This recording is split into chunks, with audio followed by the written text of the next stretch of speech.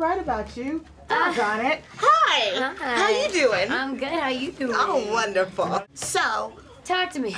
All right. How are you dealing with this? Because, you know, this is huge, and it's not like you were schlepping before, you know, you're Golden Globe nominated. You starred opposite George Clooney, but this is arguably going to launch you into the stratosphere. You know what I mean? How are you dealing with this? I mean, you sort of just take it day by day, and I'm so stoked. I'm so lucky, you know? Yeah. What a wild ride. Speaking of being stoked, this comes with like a set-in fan base. Yeah. So talk to me about like how they received you, or have you heard anything from the fans, or how you dealing with that? And does it intimidate you or excite you? Oh my gosh, I just thought of something so exciting. What?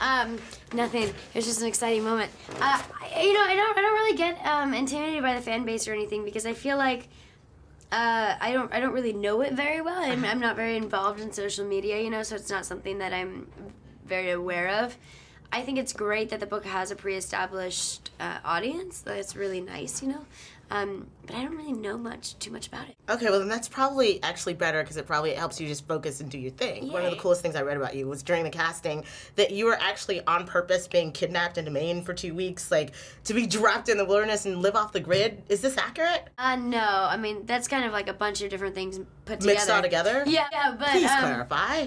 Yeah, man. No, I did study some wild wilderness skills out in like the boonies, and then I sort of realized I was like, wow, okay, that's great that I know how to make fire, but now I live in an urban environment, so wow, how do I survive in a concrete jungle? So how would you describe yourself? Do you think that you're dauntless inside, or? Definitely, yeah. I think I'm pretty tough. I like that. I'm like the toughest hippie you'll ever meet. Oh my God, what a great line. I'm like, okay, so well, I don't know if I'd say I'm a tough hippie. I'm definitely a hippie. I love it. Yeah. So I'm like, but I don't know if I'm the toughest. But one of the things I liked, well, one of the things that I think disturbed me about the film, which I thought was good, was the idea that your own individuality and your humanity could be dangerous to society. Yeah.